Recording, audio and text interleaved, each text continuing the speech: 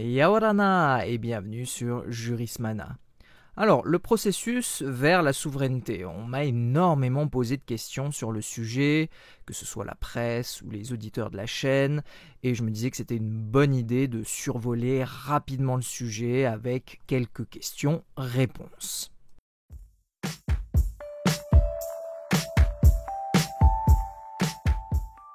Première question, qu'est-ce que la souveraineté ? C'est la détention de l'autorité suprême, c'est-à-dire un pouvoir absolu dont tous dépendent et inconditionné, qui ne dépend donc de qui que ce soit. On distingue deux types de souveraineté. La souveraineté interne, soit le pouvoir exclusif et sans limite, sinon celle que l'état de droit s'assigne à lui-même dans l'ordre interne, c'est ce qu'on appelle la compétence de la compétence, soit en résumé le monopole de l'édiction des normes et le monopole du pouvoir coercitif.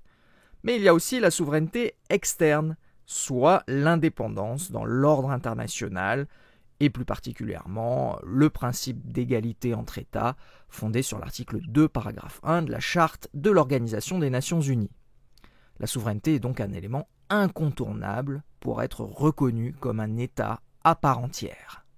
Deuxième question, comment un territoire d'un État peut-il devenir souverain ou voir sa souveraineté transférée ? En droit international général, on appelle souvent cette situation une atteinte au statut d'État. Cette atteinte peut être forcée ou volontaire. Les atteintes forcées au statut d'État peuvent survenir par la conquête, par un autre État, en bref, une guerre, ce qui est normalement interdit par l'article 2, paragraphe 4 de la Charte des Nations Unies, mais malheureusement, on voit bien, avec les différentes guerres dans le monde, dont celle en Ukraine, que cette règle n'est pas forcément respectée. Une atteinte forcée peut aussi consister en un coup d'État au sein d'un territoire. Les atteintes volontaires au statut d'État sont bien différentes. Il est possible de considérer que constituent les hypothèses des atteintes volontaires au statut d'État, la décolonisation, la réunion de plusieurs États en un seul, la dislocation d'un État en plusieurs, ou encore la cession d'une partie d'un territoire au profit d'un autre État. Le dernier État à avoir été reconnu est le Soudan du Sud en 2011. Troisième question, quel est le rôle de l'ONU dans tout ça ?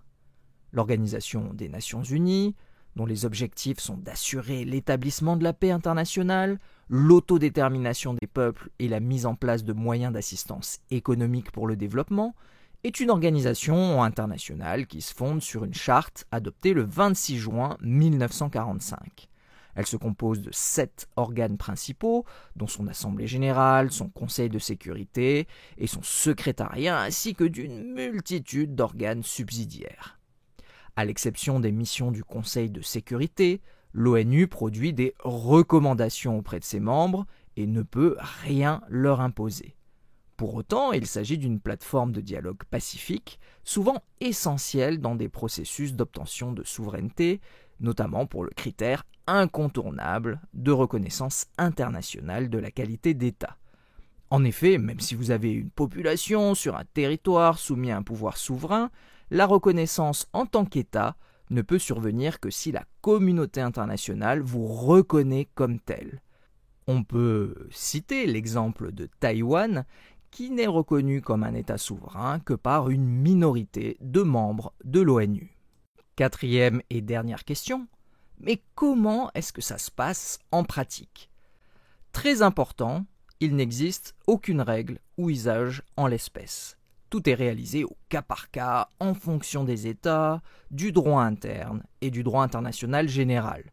Il ne faut pas oublier que les États sont souverains et protégés par les principes de non-ingérence et d'intégrité territoriale qui doivent s'équilibrer avec le principe de la liberté des peuples à disposer d'eux-mêmes, mais vous l'avez compris, c'est parfois difficile en pratique.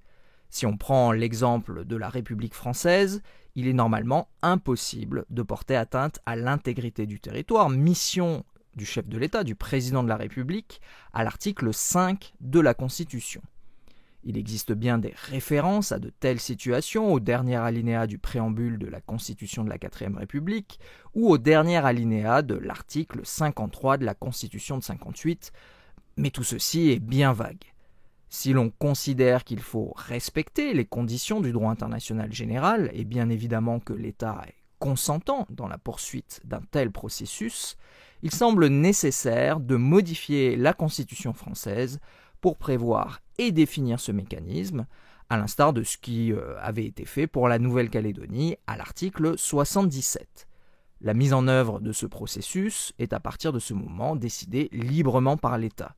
Il n'y a donc aucune règle précise, mais on utilise généralement la mécanique du référendum d'autodétermination, dans un délai libre ou dans un délai fixe, variable, et auquel ne devraient participer que les populations intéressées. Et voilà, nous en avons fini avec cette présentation très rapide du processus vers la souveraineté. On pourrait en parler des heures, c'est un élément essentiel en droit international général et très variable en fonction du droit interne des États dans le monde. En tout état de cause, j'espère que cela vous a intéressé. Merci à tous et à très bientôt sur Jurismana. Parheyane.